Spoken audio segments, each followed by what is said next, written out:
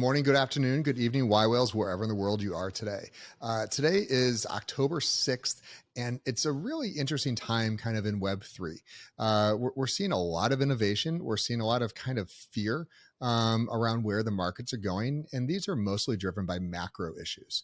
I see the technology evolving quite rapidly in a variety of fields related to Web3, from cryptocurrencies, blockchain technologies, metaverse, and others, smart contracts as well. And the builders are really spending a lot of time building. And the great thing is because we're not in a bull, we'd all prefer to be in a bull, obviously. But when we're in a bear, it's giving a little bit more breathing room to the devs to actually focus on where the projects and products are going. So I have with me today, Stefan from Metaverse Studios, and I really, we're going to spend some little time talking about where he is, but this is a really great metaverse conversation that we're going to have, and it's kind of an overall thesis on NFTs, utilization, utility, and kind of a roadmap here, because Stefan spent a lot of time on kind of where this entire asset class should go. And he has a lot of really large clients that are asking these questions in an appropriate fashion, meaning that when you have some of these companies building in a vacuum with no, industry support, meaning no client base of which they're actually thinking about, you end up kind of going off in some little rat holes that may or may not ever emerge. But when you're actually talking to corporate clients, it's a very different story. So before we get into all that, though, Stefan, talk really quickly about where you came from and how you got here today. Thank you, Jay. So I'm Stefan Bukris. I'm an entrepreneur. I have always been. This is not my first company, but it's the most thrilling one. The metaverse is such a hot topic today. So I'm the CEO of Excelsior, and I do represent as well Metaverse Studio, which is a studio we're working with on all metaverse projects today. And as you mentioned, we work with many big corporates in Europe, and it's really exciting what's going on here. So I think we can say repeat entrepreneur for my background, and I love what I'm doing, and I'm thrilled by this interview with you, Jay. Oh, fabulous. No, thank you. So what was kind of your first exposure to the thought of doing a virtual world? I think it was like a lot of people in Second Life a couple of years ago. So that was my first exposure to a virtual world.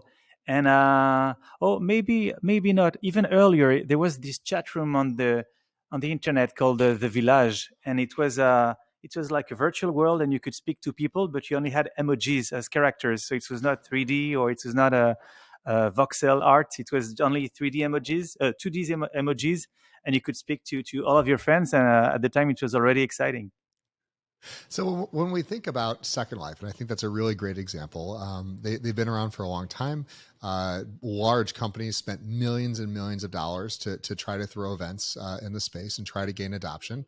And quite simply, it's gone away and been replaced by a number of other metaverses that have not found success either, but have found much better monetization strategies and investment strategies that allow them to kind of run as a DAO or as a governance structure. Where do you think we are today as far as kind of like the evolution of these things? Is the current batch massively different from Second Life, or has it been just kind of fractional increases? It's quite different. I think that the big difference with the actual metaverses is the fact that now you can own things, because on Second Life you couldn't. So it was a virtual world, a 3D world. But and I have to mention that there still have like 62 or 63 million playing Second Life these days. So that's quite interesting, because you still have a bunch of players out there. But on the metaverses like Decentraland or others, you can own stuff, and that's the big difference.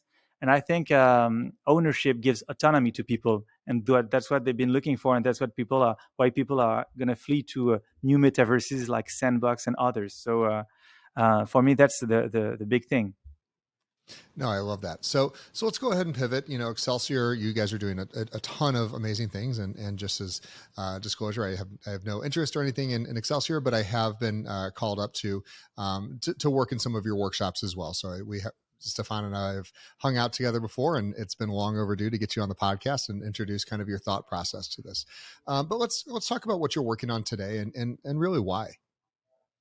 So now our main focus is to deliver great experiences for European companies in the different metaverses. So we're working a lot on the sandbox, who has been founded by two French guys. By the way, nobody knows that, but Sébastien and Arthur are French guys, so that's we're really proud of it. But so we're delivering experiences for AXA, for Crédit Agricole, for European banks and insurance companies. And there's sort of a frenzy here in Europe, and everybody wants to go to the metaverse. Nobody knows exactly why, but everybody want to go there. So we have to give them reasons. We have to give them an ROI, return on investment, to go there. And as we say, think big, start small, and scale fast. I love that. And ROI is a very standard business term of which we should all be using every single day, regardless of what asset class we're in. But rarely do we hear those types of metrics when we're talking about Web3 technologies. We hear, can we build it and is it cool?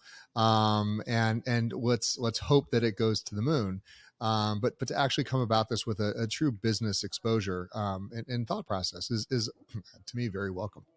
So, Stefan, when we're thinking kind of about where we are today, and let's use Sandbox as an example. Where do you feel they are today as far as innovation roadmap? Like, do you feel that they're close to being able to be mainstream, or do we have a lot of work left to do?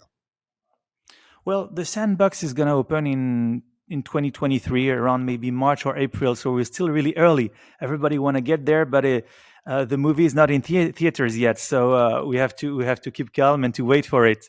Um, uh, be, but what you said just earlier is really interesting, because the ROI is already there, not necessarily on the sandbox, but when you see Spatial, for example, I don't know how to pronounce it in English, but Spatial or Spatial.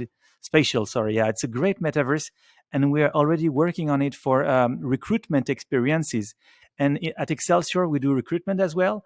And when we hire someone, when we want to hire someone, we give them three options. You can either come to Excelsior Embassy, our offices here in Paris. You can meet with us on Google Meet or Teams or whatever, or we can meet on our metaverse space, and it's in Spatial. And like 9 times out of 10, people are going to choose the metaverse option, even if they're not familiar with it, because they want to find out what it is and they're curious, and you're sending them a really strong signal about what you're doing. So people are joining the Spatial space. It's really easy to get on that. It takes like 10 or 15 seconds. And we're facing interesting things, like we have candidates wearing wings and dressed as angels or robots or dragons, and so you're interviewing not a humans but an avatar, and that's quite interesting.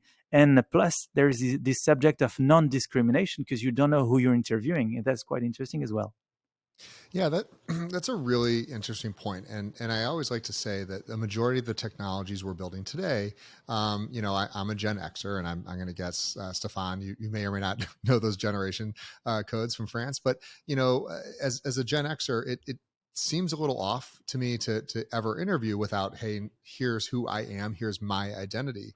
But the Gen Zers and kind of the younger millennials, this is just the way they think. They've put a lot of time and energy into their pseudonyms and their avatars online, and that's kind of how they want to be understood and respected. Is it You taking know, you a you know little what they bit to get say. used to? There's this saying at McDonald's in France. I don't know if it's the same in the US, but they say "Come as you are." In France we say "Venez comme vous êtes." You should come as you are, as you think you should be, and that's the same in the metaverse. You can come as an angel or dragon or whatever, but you feel comfortable with your avatar and with the character you're displaying to the screen. So that's a Again, good it's really thing. fascinating, and I do agree that any way to eliminate discrimination of any standard should be prioritized, because you're hiring people for a job. Can they do the job? Yes or no. Anything else becomes irrelevant unless you're kind of dealing with some extraordinary circumstances, but those can be set aside and dealt with on various other fronts. But the idea is that everyone has a chance to showcase their skills, their abilities, and their personality without any preconceived notions. Now, you may not like dragons, you may not like angels or whatever the case is. So, but at the end of the day, it's a fun way to really think about where things are going. True, totally true. totally true. And the experience is amazing. And but the thing is that after you have to meet the candidate, when you have interviewed him or her on Spatial, then you have to meet in real life with them. So, but it's good experiences, and all of our customers who are on Spatial right now, they're experiencing really interesting stuff. And in a market where it's really hard to recruit, to hire, I think you're making a difference by being on a metaverse today. So that's one of the good use cases that are already available today. So that's ROI. When you're recruiting more and for cheap, and when it's cheap, it's better, and you're making the difference there as well. I love that. I love that. So when you're kind of looking at deploying on and you know you're big on Sandbox, you're doing a lot on Spatial, and there's there's dozens and dozens of these platforms now. There's growing. Um, do you believe in kind of the Ready Player One movie version of like there's one Oasis, which is also kind of what Facebook has done, saying there's one meta, like there's just gonna be one place. Is that your shared vision? You mean portability, interoperability, that or that there's a single metaverse of which every person in the world is going to go to, or is there many metaverses? no? I don't believe that. I believe there will be many metaverses, but ultimately they will be connected. It is still a promise. It's not live already, but everybody vowed that at some point everything will be connected. And I think you will have metaverse by specificity. For example, you have a metaverse for entertainment, like Stage 11 in Europe. You'll have a metaverse for education, like Winkiverse. You have a metaverse for gaming, such as the Sandbox, and ultimately you have a metaverse for each category, and they will be connected together. Yeah, no, and I completely agree that there should be a layer zero for all metaverses to interconnect. Unfortunately, we're seeing the largest and most well-funded ones create these walled gardens, such as Facebook/Meta, where not only can you not get anything out of there, but you can't even bring your own tools in. So someone that says, "Hey, I'm a 3D developer," and in Spatial, for anyone that has not seen what Spatial can do, it's gorgeous, it's beautiful, absolutely, kind of mind blowing that anything you think of can be recreated. But in Horizon, which is Meta's thing, it's you get to make like Roblox looking stuff, which is really strange. True. But I'm not sure about the Horizon thing with the 47.5% royalties for Facebook and Oculus and everything. It's when you see that 30% is already like hard for Fortnite and other games. I'm not sure like editors, publishers will go massively to Horizon Worlds, but we'll see. Who knows? We'll see. Yeah, and that's the great thing is that for the first time with blockchain technology, we can have interoperability that goes beyond anything we've seen before. That you no longer have to ask permission, and I think that's the biggest point: is that any metaverse that's not being built on a public blockchain or using public APIs, I think is going to be doomed to failure. Because at the end of the day, we're talking about an evolution of ownership online and being able to own your identity. And for a lot of people, they believe that they own their identities online today, but that's really not true, is it? Not at all. When you see, for example, Cristiano Ronaldo, the soccer player most famous on earth, he has 500 million followers on Instagram.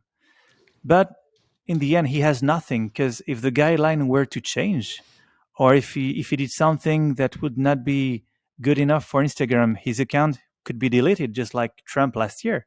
Trump used to have like hundreds of millions of followers, and overnight he lost everything. I don't say that it's a good or bad thing, but at some point you have one guy or one woman at the top who can delete your digital identity just on a single click. And that's what Web3 has been created to get back to get back ownership of your data and of your digital identity. It's not fair to give all of your data and all of your keys in your digital life to other people. So that's what Web3 is about. And I love that idea. And so, irregardless, politicians are politicians, and there's no winning argument there. But the idea that anyone on this planet created, value, like created a voice, created a persona for themselves, and that somebody who disagreed with their words can just eliminate them from the internet, I think is wrong. Now you can, clearly you can censor. You should be able to say, I don't want this person on my platform if you're a private company, but that shouldn't be the elimination of their data, their identity, and really who they are wiping off the internet, because that goes both ways. And so while some people may cheer and say, hey, great, they're gone, there's other people that are going, wait. I agreed with what was being said. And I think that's one of the biggest things that I'm very hopeful for in this new Web3 world, is choice. Is choice of how you apply filters and what you believe is your own truths that you want to follow. It's true. And by the way, I love this famous article with Mark Zuckerberg. He was interviewed by a journalist, and the journalist said, Mark, where is the metaverse? I want to know, where is the metaverse? And Mark replied, the question is not where, the question is when. So the journalist was like kind of surprised. And Mark said, the question is when, and I'm going to tell you when. It's when we'll spend more time in the digital world, in the virtual world, than in the real world. And that's when the metaverse started. Yeah, and I completely agree that there's something coming, and Web3 and cryptocurrencies, NFTs, all these things are very cool, but they're missing that underlying foundation of why. Why do I own these? Why do I want these? Why do I need these? And in today, it's really hard to have a value proposition for a lot of businesses to say, hey, you know what you should do? You should increase your cost of doing business. You should increase your transaction costs, and you should make it a lot more complicated and slightly less secure and more prone to hacking. That's really not a great business proposition of which anyone would find ROI on. So it's very hard to take traditional businesses today and convince them that they should be accepting cryptocurrencies or other utilizing other Web3 technologies. However, we have this brand new landscape that's coming out here, and I don't see Visa or MasterCard ruling the day of in-game charges and everything else. This is where blockchain and cryptocurrency really shine. So to me, the viral moment, and the reason why Whales and myself pay such close attention to metaverse and kind of metaverse like worlds and technologies, is because we believe this is going to be the gateway towards the rest of Web3. And by the way, when you talked earlier about the use cases that could be experienced already today, think about a new world where all of your customers will be. You have to be there. It's like social media. It's like having a website. You don't have to have a website, but if you don't, it's like you're going to lose business at some point. And it's like on any metaverse. If you have millions of people on metaverse, why wouldn't you go there? So you have to be there. And if you're not there, people are going to talk about you there. So you have to be there. It's marketing, it's sales, it's communication, and it's going to be the new place to be. So let's dive into a little bit of the tech that's needed. And I think this is a really important thing, is I don't believe that we've seen, and I have privilege to look at a lot of NDA projects and, products, and I still feel we're missing scale. The ability to scale. And, Fortnite claims, 1.5 million people came in and watched their concert, but that's not really true. There was 1.5 million people that logged in, but they weren't all in the same experience. There was just people logged in, but they couldn't interact. They couldn't do anything. So really they were just watching a live stream in a game. I don't believe that I can say that was a 1.5 million people in a metaverse. That was just 1.5 million people logged into a game. This is true. And by the way, right now, when you log in the sandbox, there's what is called the alpha season. So alpha season is like they open and then they shut the door just to test if they can manage to have millions of people together, because they don't want to be disappointing for people. Because before opening the grand opening next year, they just want to test. So they're opening and shutting the large window, and they're not giving the 200,000 lens open at the same time. They're just like showing 10 or 1,000 or 20 lens simultaneously. So they want to be ready. And I asked, so what's your plan to have like millions of people coming on your platform? And some of them replied, it's exactly the same as social media.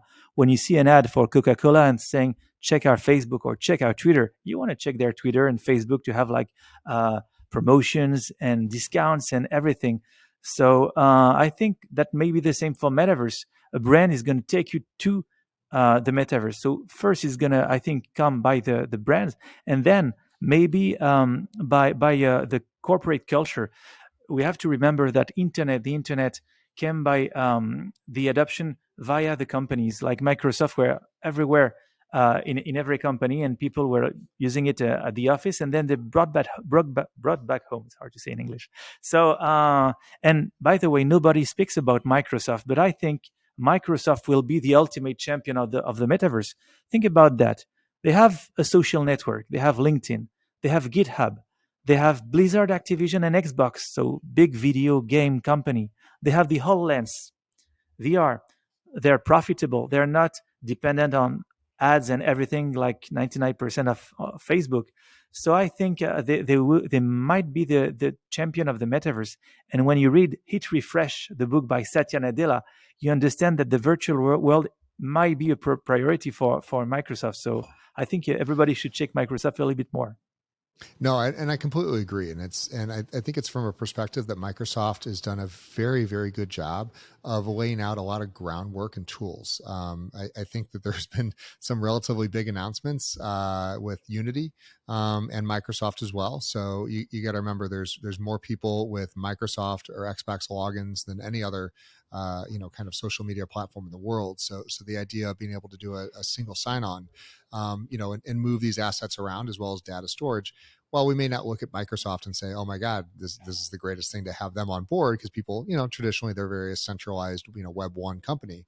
Um, I feel like we're seeing a little bit of them adopting some Web three openness and saying, "Look, we just want to be a facilitator of the technology," which is an interesting play. And it wasn't always the case when you think of Microsoft with the .NET, ASP.NET technologies. It was really closed technologies. It was a closed community. And now they're more open-minded with GitHub and everything. Yeah, and absolutely, and remember, Unity, which is most likely going to be one of the two winners. There's Unity and Unreal Engine. Those are going to be what drives what drives most video games today. It's most likely what's going to drive most graphics, in metaverse, any metaverse, going forward. And Unity, which again, I think has some advantages over Unreal, and I think again we're not going to turn this into that debate. But one of the clear players, and most likely, in my opinion, going to be the forerunner here soon, has chosen Azure as their cloud partner. That's huge because at the end of the day, and we can have the talk about blockchain, IPFS, and all these other things. It doesn't work. It's not going to happen. We're years and years away from being able to deliver content at that speed. And the reality is, you don't want this content stored up there forever and ever. You want it to change. You want it to evolve. The assets, they can go wherever they want. If you want to have an avatar, or I've got my crystal whale floating behind me, store some assets there. But these worlds are huge and massive and dynamic, and you need a lot of processing power. It's true. It's true, and that's why you have voxels. Unfortunately or fortunately, but when we sell sandbox experiences, like 50% of the room ask, why are you using voxels in this metaverse? Why don't you have the Ready Player One characters? We want to see like the Matrix characters. And I reply that it's not possible yet because we don't have the computing power, and we don't have the network enough necessary to provide like realistic, photorealistic pictures. So we'll have to wait a little bit for that. And if you want to have millions of people working together simultaneously, you have to have low definition characters, and that's why voxel will be popular in the coming year. Waiting for what's next. Yeah, and let's talk a little bit about kind of the technical hurdles, and one of the things that has to be overcome. And I like to always parallel between Web 1, Web 2, and where we're going in Web 3. In Web 1, online video was non-existent. At best, you could download a very small file, and as bandwidth improved, you could download larger files, and then once they were downloaded, then you could play them on your computer or your device, or whatever the case is. The early versions of streaming required, regardless of whether you had fiber or you were on dial, there's still some people on dial back then. You still had to do large amounts of buffering. You had to pull down a gig or two of data on the earliest Apple TVs before you could start watching these streamings. And this was on, SD or HD technology, not even 4K. And then there was a revolutionary evolution in streaming technology that allows, even with a very low bandwidth, for dynamic content to start streaming instantly. YouTube was the forerunner of this. We've seen Netflix and Prime and every other streaming service adopt to it, and now it's just prevalent and it's everywhere. And anyone can start a streaming service relatively easy while licensing the MPEG-4 protocol. It's perfect.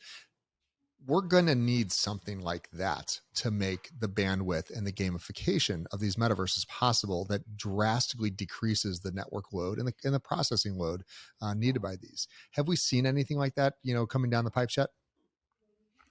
I didn't see that yet, but I have a friend who's working on it really, really closely. It's Jean-Baptiste Kempf. Jean-Baptiste, for some of you who know him, he's the creator of VLC, Videolan. You know, the Yeah, orange, and it's a French love it. guy who created Videolan like 20 years ago, and now everybody has it on his computer. It's the most downloaded software in the history. It's like 4 billion or 5 billion downloads. It's completely crazy. And now he's exactly working on this subject. So how to bring videos on the metaverse platforms, and that will be one of the big next big things. Yeah, and again, that ability for dynamic characters. And so, I think Ready Player One did a fabulous job of just giving us what can something look like.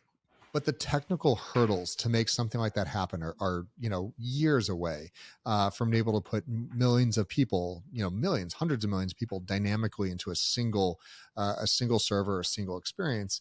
And we're not even talking about the VR, putting on the goggles and running down the streets or whatever. Do you really believe in VR? Do you, Jay? Really? Do you believe in that we'll all be in VR? I believe in XR. I believe in mixed reality a lot more than that. If you ask me about a movie that I think is going to become closer to mainstream adoption, I think that's Free Guy, which was put on the glasses and it just enhances everything that you see, and gives a heads up. There you go. See, look at that. Listen, my own guess. I had nothing to. I did not know this, but I really look at kind of that dynamic exchange of being able to kind of have, like, you see reality and it's enhanced reality versus I'm going to close off the world, and just tune out. I share that vision as well. And I think Apple and Google share this vision as well. When you see VR headsets today, it's impossible to wear it more like than 30 minutes, 35 minutes. It's you have a headache just after half an hour or an hour. So yeah, it's good. I do have it as well, just next to me. Yeah, It's we amazing. all have them. We just never use them. Well, yeah, exactly. They're sleeping just next to me. But the problem is, it's amazing experiences, and it will be a big difference, I believe, in education. Like for kids, it's better to show them the moon than to show them in a book about the moon. Or if you wanna meet Napoleon or Caesar, then to read about it. It will be amazing experience. But now the gear is not good enough. When you see the in Paris, we have many museums that show you like VR experiences, and it's like 30 to 35 minutes. There's this one about Egypt, and it's a great experiences. You meet Ramses and everything, but when it's over, they don't let you out. They have to keep you for like an hour, uh, not to have a car accident when you go outside, because otherwise it can get dangerous. So the headset, like, well, the glasses are not ready yet. I do believe, like you, in AR and in XR, like Google and Apple. I think it will be great for meetings when someone is missing at the table, and you can integrate it in your landscape, and it will be better for the mental health ultimately. Yeah, and I don't want to say that there will be no VR. I think that VR is going to continue to evolve, and I think do a lot of cool things. I had some really good experience recently on modeling and collaborating in VR, and we spent Y Whales is working on our own metaverse. We have a business park we're building, and in space, because why not? And so, but when we were doing the modeling and wanting to collaborate, you could either do it on Zoom and draw on a little whiteboard, but it was really easy for a group of us to put on the goggles and go into a space and dynamically draw and move and shape and see scale right off the bat. And it did accelerate the development, roles very fast. I mean, within a couple of weeks, we had a base model, we had an idea, we had a concept, and we signed on. Previously, to do this, we had been just drawings and pictures and everything else. So I think that there is some reasons, but I think that this is going to be, unless Apple comes out with something that is amazing and awesome. I think that we're still years away from people getting excited about this. And you do. But by the way, when I give talks and conferences here in Paris, people are asking me, "Is metaverse going to replace the real world?" And I say that generally the metaverse, it's it's not as good as the real world, but it's much better than what we have today, like Zoom, like Google Meet, like Teams. When we're only in 2D, 2D now you will have 3D technologies. You can see, like you said, people moving around. It will be better. I think we have been conceived to be in 3Ds, not in 2Ds, unfortunately. And when people say that they will never spend like 10 hours a day in a metaverse, I reply that they already do. When you spend 10 hours a day on Google Meet, you're just spending time in a poor version of a metaverse. It's like a pre-version of a metaverse. It's not as good as a metaverse. So they will come at a point where they will spend 10 hours a day on a metaverse, which will be much better than what they have today, but still worse than reality. And by the way, when you see that you were going to spend so much time in metaverses, we can understand easily why a Gucci bag is more expensive in a virtual world than in the real world. You know, the Dionysus bag has been sold for $1,000, for $4,000 in a virtual world, and cheaper in the real world. Because if we're going to spend 10 hours a day on the sandbox, why do you want to have a physical bag? It's useless. Yeah, listen. I am on Zoom, probably 8 to 10 hours a day. And so I think that while people look and say, "Oh my God, that's terrible," I wouldn't want to do it. A lot of it has to do with how you're managing that. I'm talking to a 90-inch TV across the room. You're in full size, Stefan, and it's absolutely fabulous. And I have no issues or worries about it. Now I'm very lucky for how I have my studio set up and what I'm able to do. But you know we think back to even just pre COVID, and Zooms were still really nascent. Like, schools would never have thought about it's a snow day, we're going to go on Zoom, and a variety of other things. But now it's become very mainstream, the idea of working from home. And so with that, we need new technologies beyond just staring at each other. You need to be able to share and collaborate in some ways that go beyond that. And so I'm really excited to see kind of where these things are going. And I know Sandbox is generally thought of as a little bit more of a game, but I know that there's a lot of people working on kind of the business side of this as well. Yeah, that's totally correct. And when you think of future of work, whether it's like in schools and in companies, we have to think of competition. If you don't want to work in the metaverse with your employees, you will lose possible candidates. And in a tense market, as the one we see today in the tech industry, you will be losing competition, facing competition.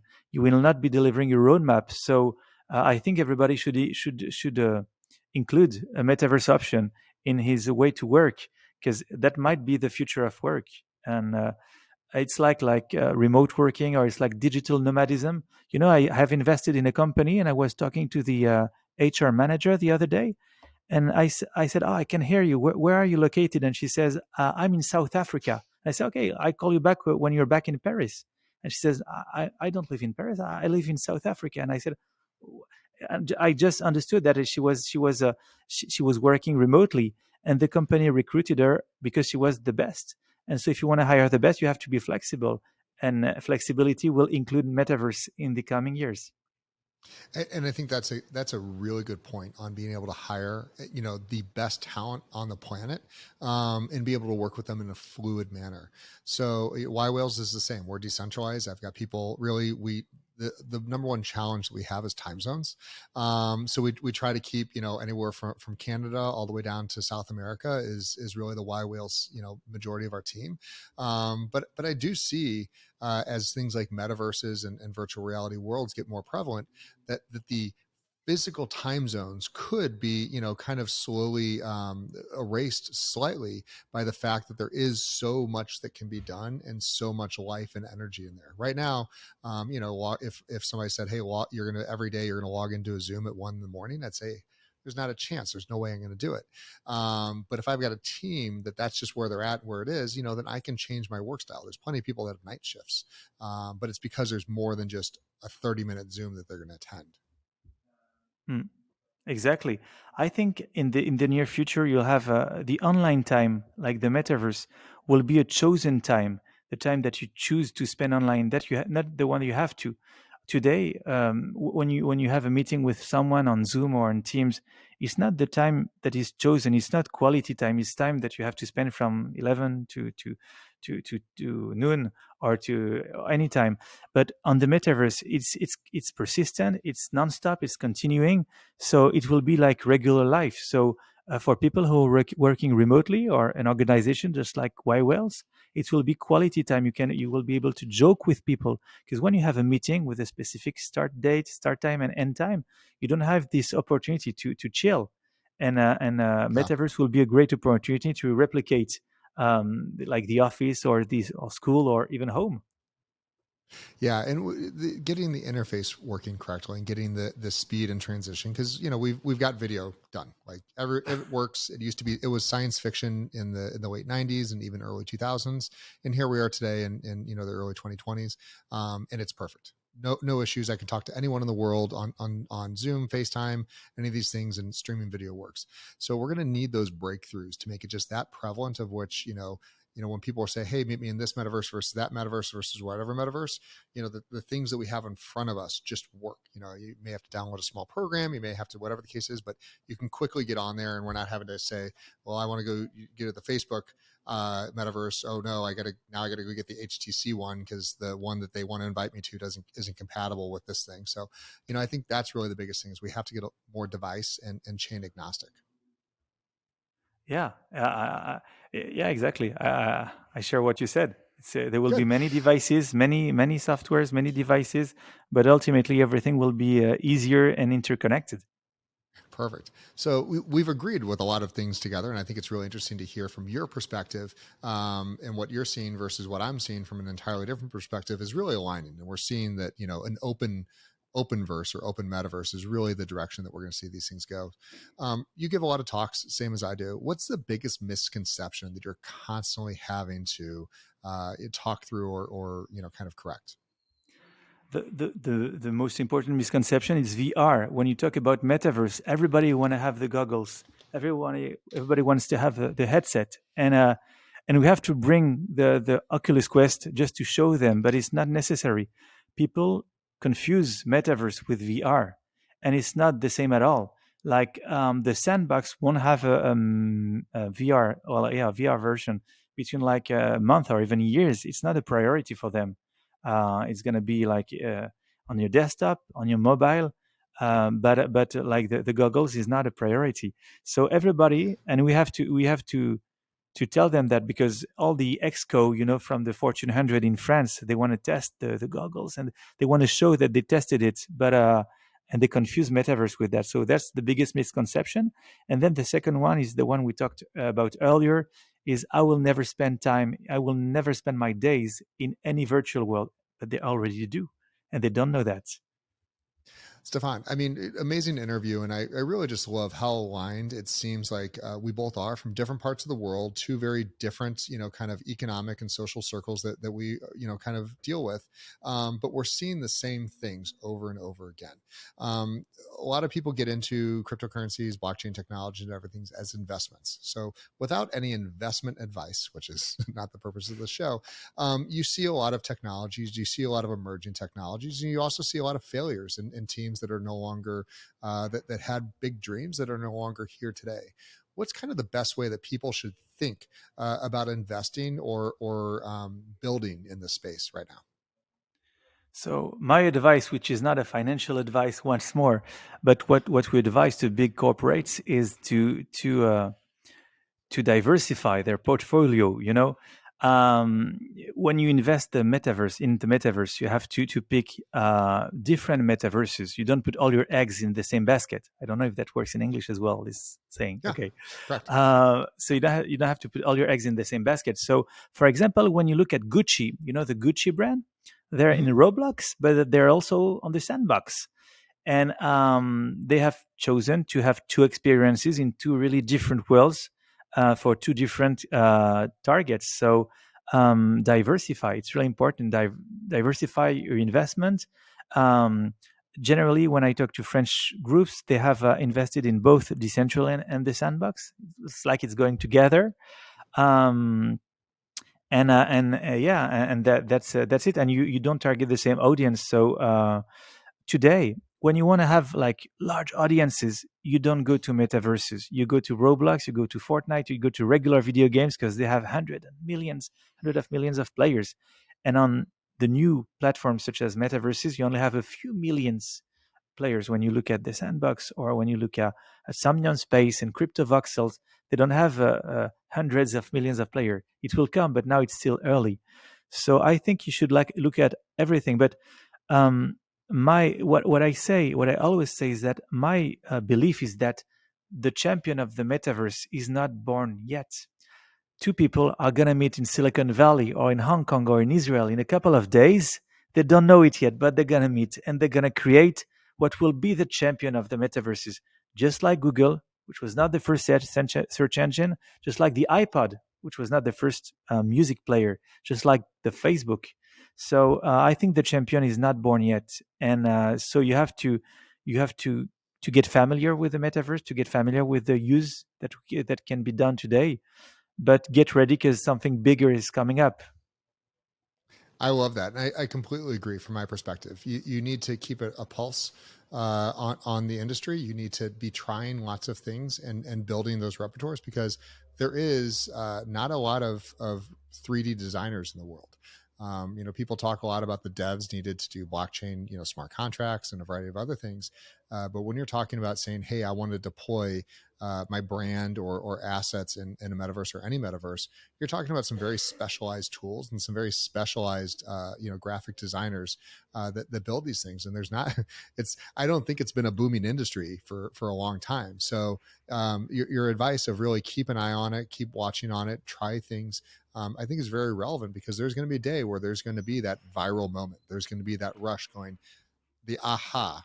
And if you don't have, a guidepost of kind of resources like Excelsior Group or others to say, here's how we're going to facilitate that and get you onboarded into the metaverse, you're going to be at the back of the line. So now is exactly the time to at least be trying.